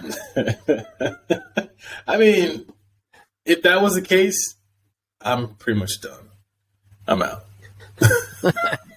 Sour Skittles are the best. I'm not a Skittle guy, really. I only like 3 colors. I only like the orange, the red. That's the most and racist thing you've ever said, and you just said it purple. for the world to hear. He only likes 3 colors. That's it. There used to be a bag of just the reds, all reds. You ever see that one? No, That one was because I'm not delicious. racist. Oh, well, I guess Skittles are racist. That's why they're banning them. I'll stick to the chocolate. Although if I had a preference, I choose the Martian Skittle. Green is my favorite. Lord. It's like liking yellow. Those things get immediately rejected if I have a bag of Skittles. Flick, flick, flick again. It's upsetting. Actually, it's upsetting. Fruit punch like an ass. Oh, it's delicious. Oh, shit, man. Well, You know what? I'm glad we had, and I'll admit it, this was a completely unplanned session, and we talked about food, and it was great, outstanding. a whole lot of nonsense, but it was good. It was definitely good. It was good. I'm gonna go eat all the junk food in my house now. Shit, I'm gonna go buy some Cheez-Its now tomorrow and some peanut butter M&Ms and just have them on standby. There you go. In the fridge too. I put my M&Ms in the refrigerator. I'm sending you a list: Ritz crackers, cream cheese, Vienna sausages. French onion. We're gonna do. Cheese. Yeah, we're gonna do all the things. We're gonna do that stupid blue chip challenge. We're gonna do some stupid shit. You want to know a nasty combination that I've heard now several times? There's only one place that does it, and I find it to be gross. So, Prison. First time, prison? No. No. It's Florida, right? The only people that know that do this first person did it, Floridian. And then the people who confirm this over and over and over have only been Floridians. I don't know anybody else that does this. However, this dude told me one of his favorite snacks, because we were talking about snacks, he said he likes to eat mayonnaise with bananas. He would dip a banana in mayonnaise. And I was like, what is your problem? And I've yet to try it. I refuse to try it. I think that sounds gross. And in my mind, it sounds gross. Oh. But people from Florida, apparently, that's like a thing down there. Oh. And I'm not sure how or why. I just dry heaped thinking about it. Yo. I mean, now, speaking of putting mayonnaise on things, I will tell you though, another one of my grandfather's favorites was. You remember those Hormel tamales? Oh yeah. By the can of tamales, right? And you unfold the paper, and you got all those little Hormel. Yeah, he would cook those and put mayonnaise on those. It was good. Still good. I haven't heard of that one before. Yeah. I mean, I guess someone's got to try some of these combos because that's how we find new things. I'm not like let's try. You know what? Discovered. You know what? I would try a banana and mayonnaise for the show. I would do it. Do it. Put it Oh on no, record. no! Anything I do, you're doing too. I'm not. That's how this works. I'm not eating that Oh shit yeah. at all. Oh, but you will. I don't even have mayonnaise in my Oh house. yeah. I don't eat that shit. You're gonna blow up. Peanut butter M&Ms with the Cheez-Its. No, that's horse shit. Okay, that is no. That's about as crazy as the banana and mayonnaise. No, you got to try something I refuse to try. I'll try that. We got to find a combo that I'm like absolutely not, and then you do that. Why do I have to join in the absolutely not? I barely want to do the Cheez-It and M&M, but I said I would try it. But that you will. Gross. What you're talking about, that banana. Ugh, Lord. Ugh. You fucking brought it up. Because we were talking about combinations. That's just like a sick one. I think we should put out a poll and see how many folks want you to try banana and mayonnaise. And I think everybody would prefer to see you do that. You know, only because I'm so against it is why people be like, man, it makes all eat that shit. Yeah. Like, you're in it. And I'm going to be like, no.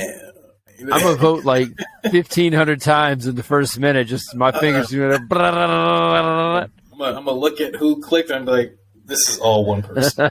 And I refuse. We'll look at those results.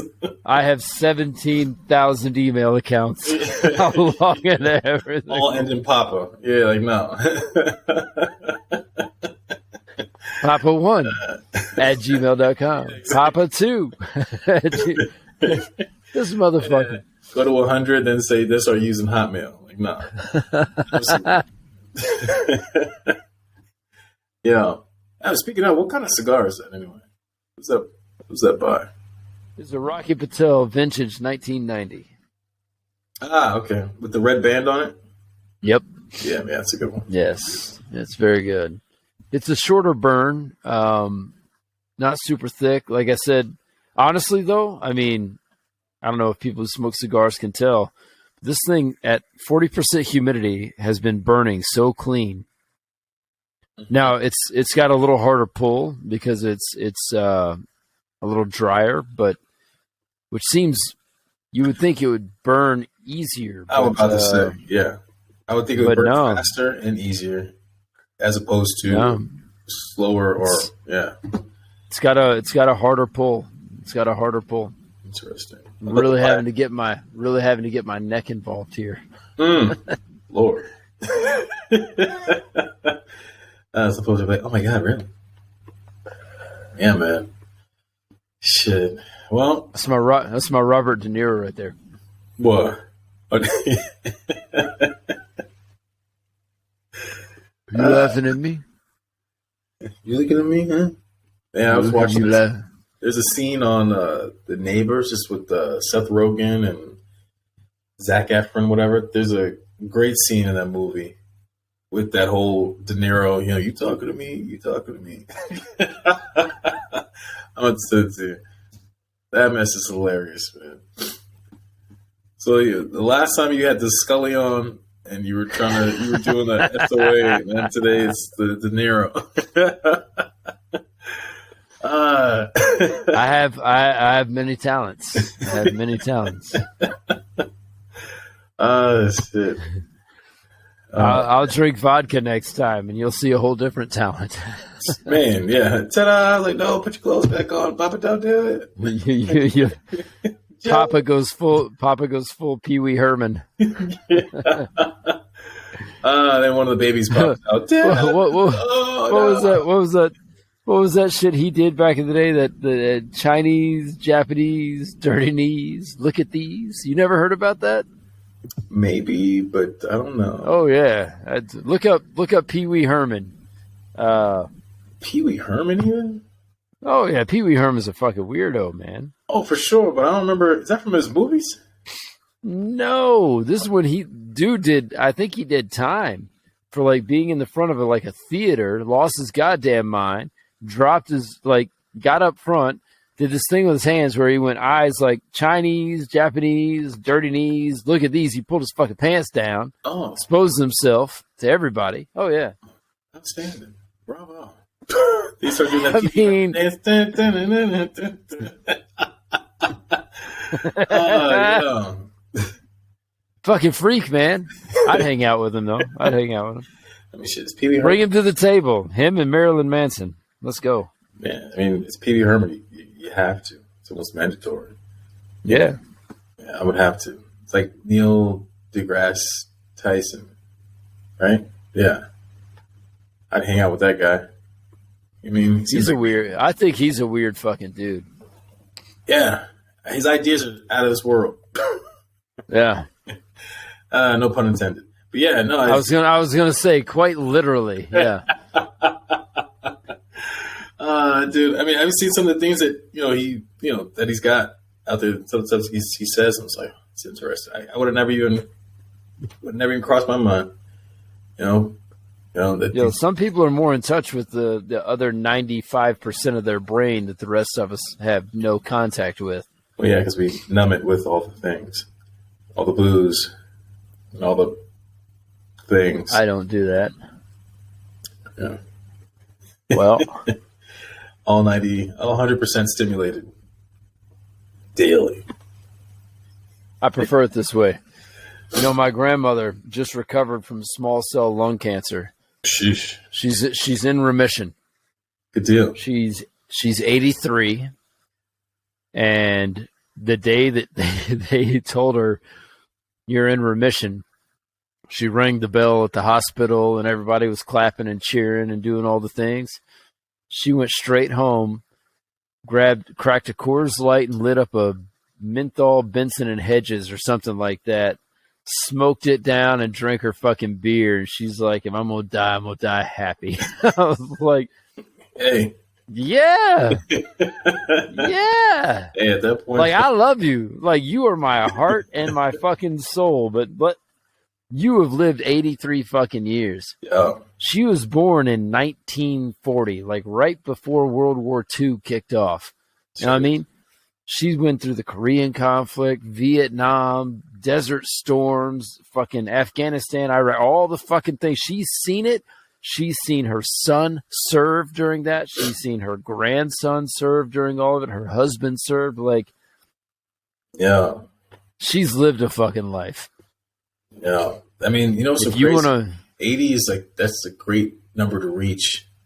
Like, well, it was like maybe last Friday, something like that, Thursday, Friday. This really well-known actor, he's like the voice on this video game called Destiny. You probably don't know this guy, but he was also on the show called The Wire. That was the first time I had seen him before. It's bald-headed guy. He's I've heard of that. Lead detective, whatnot, and that. But this dude died, man, and it came out as a shock to me. He died. He's 60 years old. 60. Damn. And so I was sitting here thinking about it, and I'm seeing this consistently, right? I've seen like 55 people, 55. Old boy, Chadwick Boseman. He was like, I think 40 something, maybe 50, if that. I mean, he was young. Black Panther. I mean, super young, yeah. But people are dying. And it's like, yeah, he's Black Panther. That's it. Yeah. But like, folks be playing games like 80 something is like you're guaranteed to get that far. Like, no, if you're pushing 40. Like what we're getting, 20 years left, man. Like that's it. TikTok. This might be your last great decade, perhaps.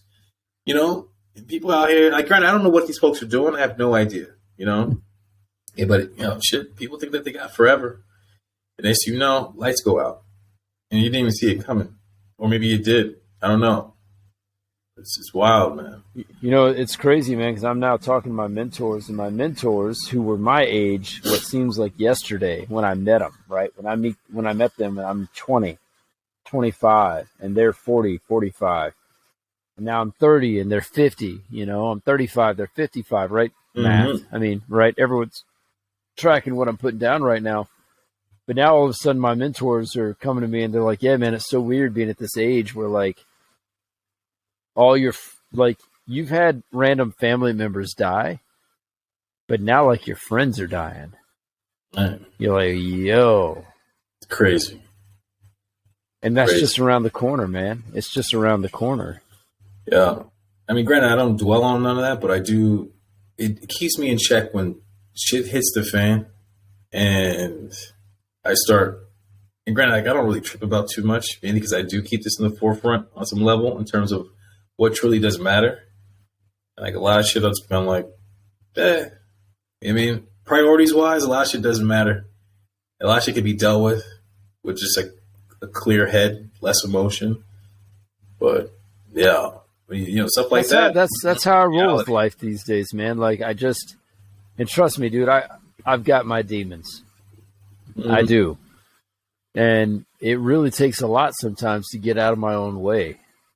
But now it's getting to the point where it's like I did the battles of like, oh man, I'm just gonna mind over matter. I'm gonna be beyond this. I'm gonna be better than whatever the situation is. Tomorrow's gonna be brighter. But now I feel like I've educated myself to the point where I overthink, mm-hmm. right? Where used to I was reactionary, I was underthinking. Now I'm overthinking. I got to a place of peace where I was like, all right, let's just be better than this situation, whatever it is. Now I'm overthinking things, and I'm like, why the fuck is this even a problem for me right now? Like, why are people acting stupid? Why am I in an argument right now? Why?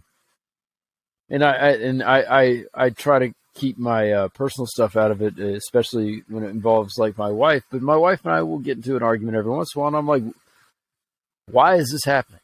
Why is this a thing? Why can't we think beyond this right now? Why do we immediately go, ego-driven, defensive, whatever? And it can't be just me. I'm sure this happens to a lot of folks.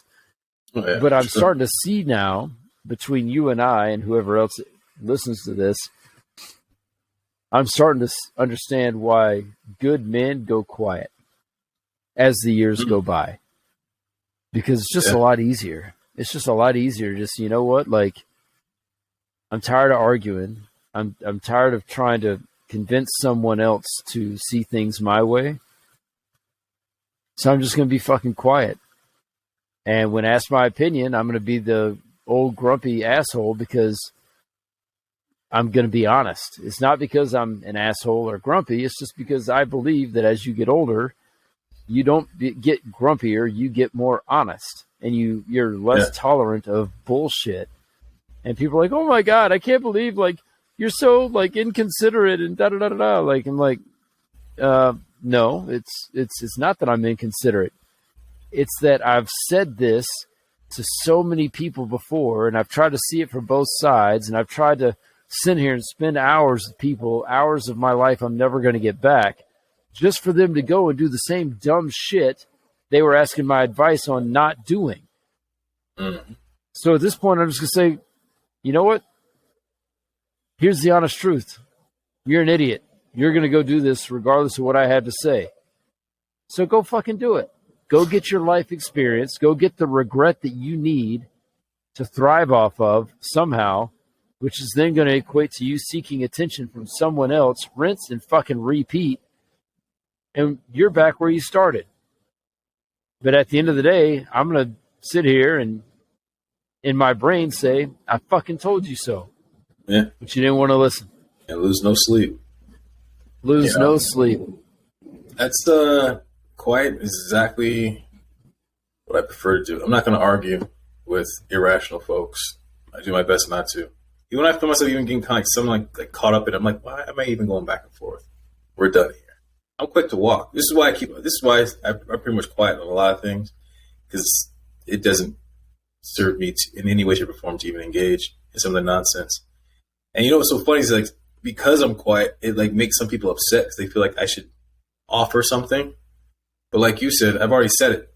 But the fact that you're asking me to say it again bothers me because that means you never paid attention in the first place. If you really care about my opinion, right? And I'm not saying that my opinion means shit. But if you heard what I had to say before, which I'm going to have said it again, then you should have recorded because I'm not going to repeat myself. I'm just going to dip. I'm not going to repeat myself because now you're wasting both of our time. Yeah. Let's say go watch an episode of The Crux, and you'll know exactly how I feel. Look, man, dude, and you know this. I train. I raise my kids the same way. Mm-hmm. You know, my oldest, she's like, Daddy, like, I don't understand like why you always say that you don't want apologies. Because mommy likes apologies. I'm like, I don't want apologies. Because I don't want you to do the dumb stuff in the first place. Do things that you shouldn't have to apologize for. And, oh, by the way, and I'm pretty sure I've said this on a previous episode, but I'll say it again. If you're religious or into the Bible or whatever else, you know, like asking for forgiveness, that's supposed to be a one-time event per event. You know what I mean? Like, if you fuck up to the point that you know you fucked up, and you know you fucked up when you have to apologize for doing it on your own accord, not that anyone's forcing you to, but you're like, oh man, I fucked up. I should say I'm sorry. Mm-hmm. You should never fucking do that again, because now I know that you know that's wrong. Exactly. I don't want apologies. I want you to operate in a way where you don't have to apologize. Yeah. You know what? It's funny that you said that. I just had this conversation not too long ago with a grown person. And all the time, she's always talking about, oh, I'm sorry. And it's for the same shit over and over and over and over. I'm just like, yo, stop apologizing. Like, I'm over it. Because at this point, it's almost like it doesn't mean anything that you say, I'm sorry. It's just like this thing that you just say. And it makes you feel better, but it annoys the shit out of me. Because my thing is like, say if I go and if you're in a relationship and you go and you sleep with some girl, you'd be like, oh, man, I'm sorry. That's supposed to just make everything right. Suddenly, you're going to just dismiss it suddenly. I'm supposed to just be okay. You know what I'm saying? To me, I equate it to like that because people throw words around like it's nothing. But then in other contexts, it's like a big deal. But I'm like, to me, it's all the same. Because if you're willing to do this over and over and over and have to apologize, then what in the board are you apologizing for? You know what I'm saying? You're just going to piss people off. Some people actually appreciate that. I don't. Don't apologize. Just don't do it. You know what I'm saying? If it's going to piss me off or get on my nerves or whatever it's going to be, stop apologizing. It's one thing to be like, yo, like, boom, like, you did this. Oh, you know what? My bad. It's rare when you're going to hear me actually say, I'm sorry. You know what I mean? Mainly because if I hate hypocrisy. But that's it. You know what I'm saying? Like, yo, like, you know, for me, if I legit screw up, like, yo, I'm going to be very cognizant of it. Be like, shit, you know what? I messed up. Like, my bad. And you're not going to see that behavior again. At least if it bothers that person, I won't do it around them. You know what I mean? If I'm just kind of like, whatever, they're just like that, I will take that out of the equation. I'll be very cognizant of it. You know what I'm saying? Yeah. But to keep doing it over and over and over and think that your apology means shit to me, that's where you're sadly mistaken. And now I don't even want to be around you anymore because it's like, you know, you're going to just piss me the fuck off because you really don't give a fuck. You're whatever you are, you know what I'm saying? Whoever you are, annoys the shit out of me because all you're going to do is say apologize. You're going to say, I'm sorry. Like I'm supposed to just, oh, well, it's fine. Over and over and over like a broken fucking record. You know what I'm saying? And I don't do that. It annoys the shit out of me. And so people get upset when I tell them like, yo, stop because it doesn't fucking mean shit. You know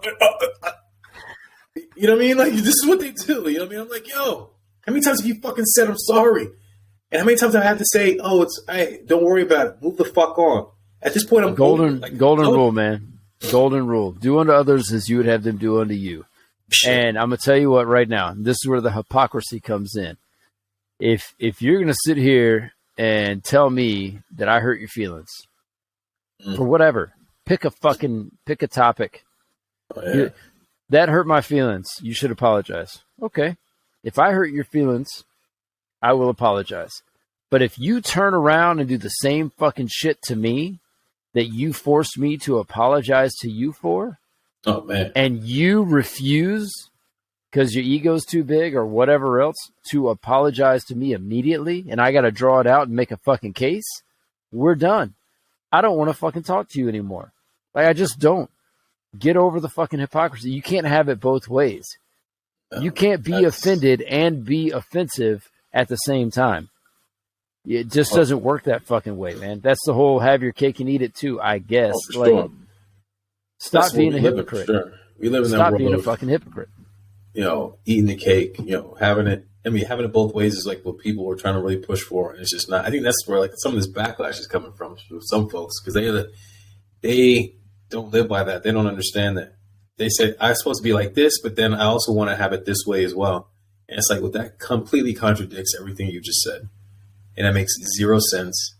And you yeah, it needs to be dealt with. But I think this, like, even like with everything that's going on, like socially, like we want to have it one way, but then it flips to be this way, and it becomes like this convoluted mess where like nobody knows what's going on anymore because you can't please everybody. And then once you try to please everybody, those same people that wanted it the way that it is, they want it now the other way. And now it's just like this jumbled mess. It's like, you know what? And this is where, for me, once again, I just stay quiet. I sit there. I just watch everybody lose their shit. And I'm like, whatever. Because you know what I'm going to do? I'm going to do me regardless. And I don't understand. I just sit there and I'm just kind of like. Now we have an outlet for it now. We just get on here and we fucking talk about it. 100%. Like, bananas and mayonnaise. Yeah. I can tell you how many times I've hurt somebody's feelings while talking to you. The answer is 0. Like I get on the phone, I talk to you. How many conversations have you and I had where we're like, God damn, we should have been recording? Many. You know, Absolutely. Yeah, a lot. People have missed a lot of things, and it's always better when it's raw the first time. I mean, and I'll tell anybody listening right now, we certainly don't try to recreate that shit. Nothing that we do is fucking scripted. I mean, I think even today it's like, hey, are we gonna talk about anything? Fuck it, hit record. All right. Yeah, pretty much. Had no idea what to even go with. What? So I mean, we got saltines and mayonnaise, and yeah, you know, apparently that's the Reaper shit. That's the saltines and mayonnaise. That's the gangbangers' snack of preference, I think. Maybe. Maybe. I'm combining a bunch of... Look, saltines and bananas. Actually, that probably wouldn't be too bad. I'd try that. A banana on a saltine? Yeah, it's better than mayonnaise. Yeah. No, you're going to smear a little mayonnaise. You're going to put a little mayonnaise on top. That's what we're going to put. A little mayonnaise on top. I'm sure that's going to be a solo endeavor. That's going to be a solo endeavor. Shit. So, yeah, man. Yeah, it's all gravy. What happened to Ride or Die, man? What happened to Ride or Die? Why can't we do this shit together? Oh, when it comes to the foods, please believe it. I don't. No. That has not been sanctioned in any way, shape, or form for me to experiment in that way. That was one thing. It's kind of like watching Tiger King. I refuse. You know what I'm saying? Like, I refuse. You know, when everybody was like jumping on that bandwagon, oh, Tiger King. I was like, no, that ain't happening. Never, I still don't know what that was about. I still don't know what that was about. Dude, don't even give me a line. I just know about this Caroline lady, and he was like yelling and cussing her out, and he had some exotic animals in his backyard, and I guess he was slinging dope. This is word that I heard. I never watched it. I have no idea. The way that you pitch it, the way that you just pitched it makes me want to watch it, though. Some dude slinging dope with a tiger in his backyard? Like, man, you know, and yeah. And I don't know if he was, he had like a mullet. That's he had a mullet. That was where I drew the line. He had a mullet. Like, can't watch it now. Joe Dirt slinging dope. Nope. You know what I mean? Yeah, it was some kind. I remember everybody was watching during Joe the pandemic. Dirt. I was like, nah, I'm like nothing about it. And the thing is, the fact that everybody was just like, oh, you got to see it. And the longer that I kind of like didn't watch it, I kind of just became like, at this point, I think I'm good. I don't think I ever have you. So speaking of shows that you should watch, though, if you haven't watched it, have you watched any of the Ted Lassos? I saw season 1. I haven't seen season 2. It's a great show, though. Man, phenomenal. Great show. Phenomenal. Very well written from what I saw in season. Well written, well produced. Just because I mean, at this point in life, man, when I watch something like, now, granted, yes, I am rewatching Sons of Anarchy right now. But I relate to some of that. I relate to some of it. Not all the killing and the drugs and the guns and all, but like I relate to the desire to want to be a part of something else, right? I mean, you know what I've done for the last 20 years. You know what I'm doing on the civilian side. You know, there's a brotherhood about it, not the brotherhood. There's a brotherhood about it there's a bond there. And I'm like, you know what, to be part of a motorcycle club where everybody's kind of on the same page and they're all working for the same objective type of thing. I love that stuff, right? Because I fully believe that, there's the family you were born into, and then there's the family that you create for yourself, right? Mm-hmm. And I mean, yeah, I'm close to my grandmother. I'm close to my aunt. I'm close to my mom and dad.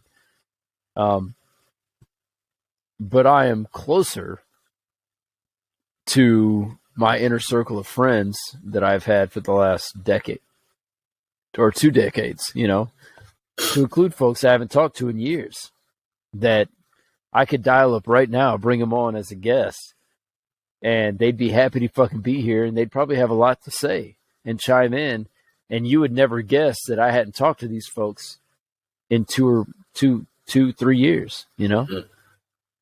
And somehow I'm closer to them in a like-minded mindset than I am to my own blood.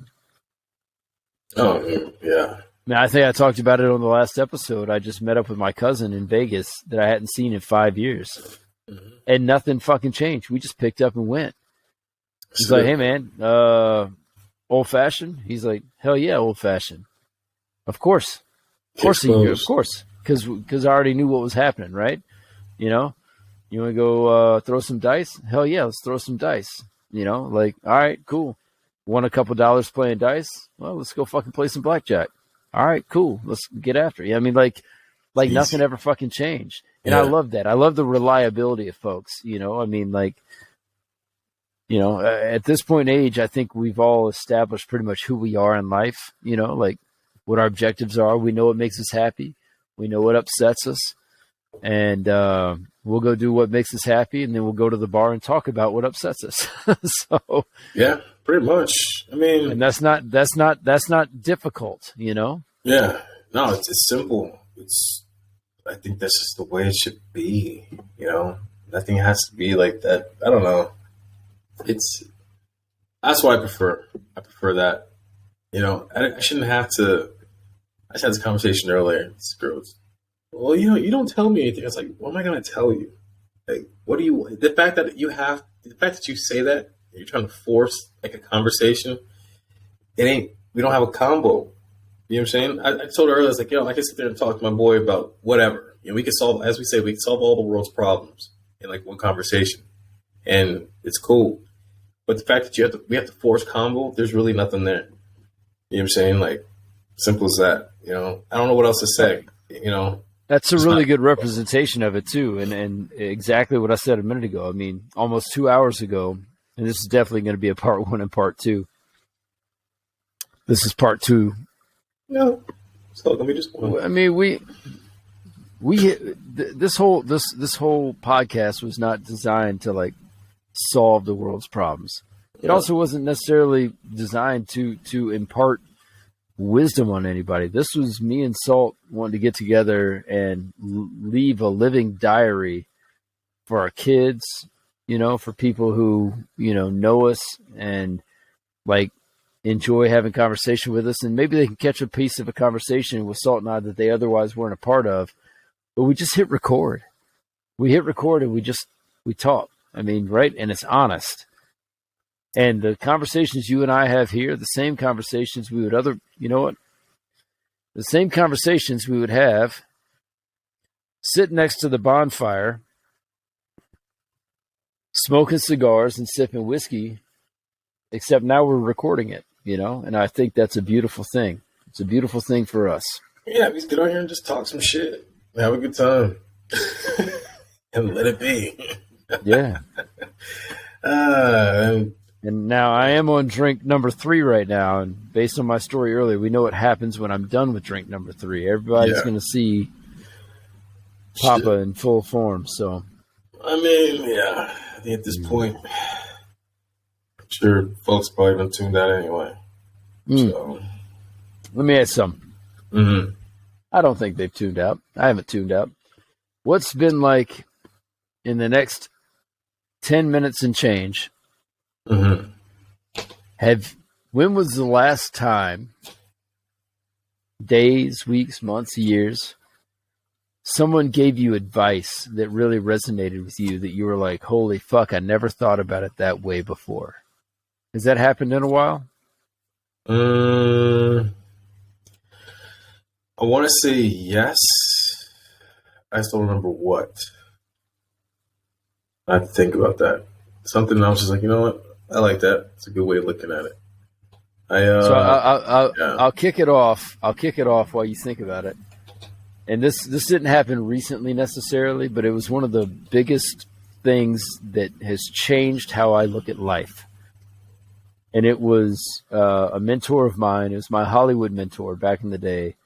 And he said, hey, man, you need to understand that life is not about who you know. Because everybody else talks about like, oh, it's all about who you know. It's all about who you know. It's not. It's not about who you know. It's about how they know you.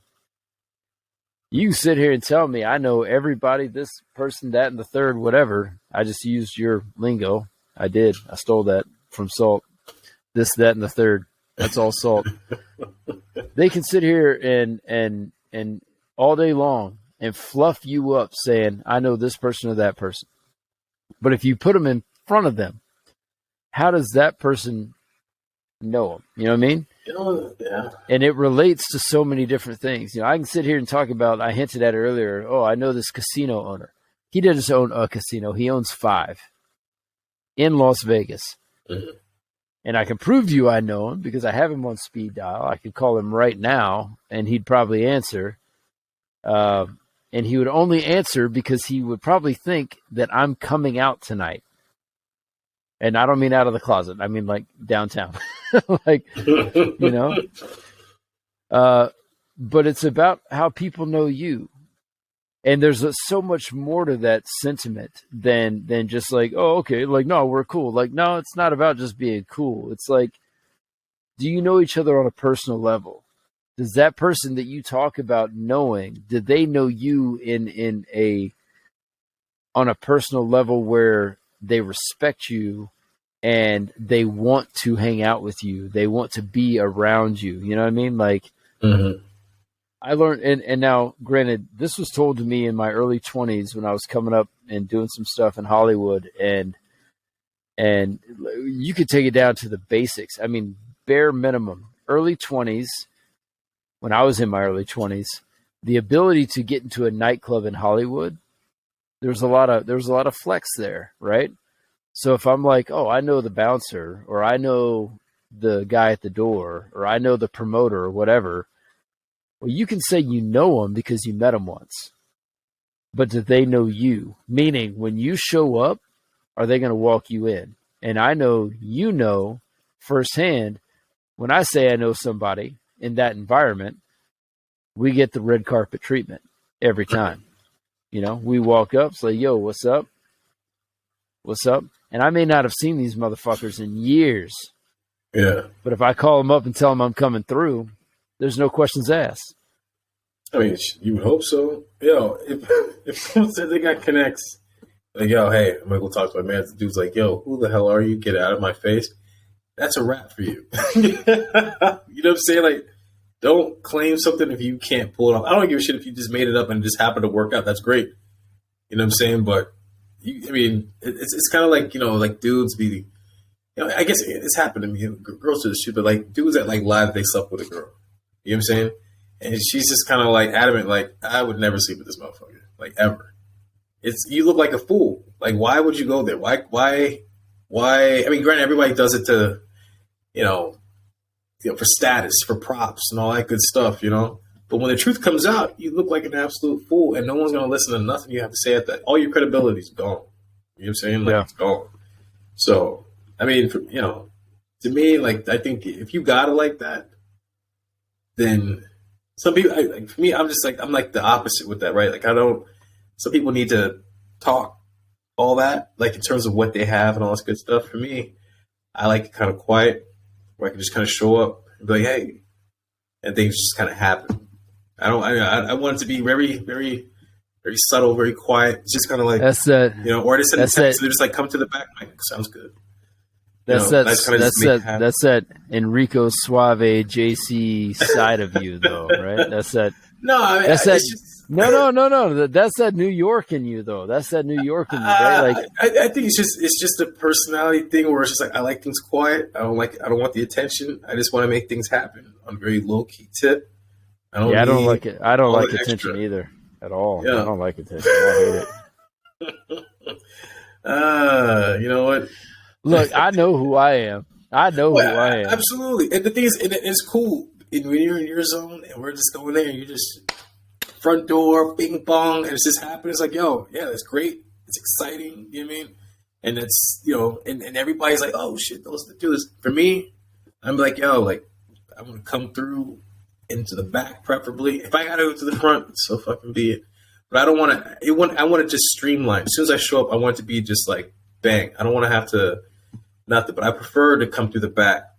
Where it's kind of like, all right, hey, here goes your table. Like if I have to go through, but it's like on the side, it goes to the table, boom. I can just sit. I didn't have to go through the crowd, nothing like that. Nobody even saw me. Nobody even knows I'm fucking here.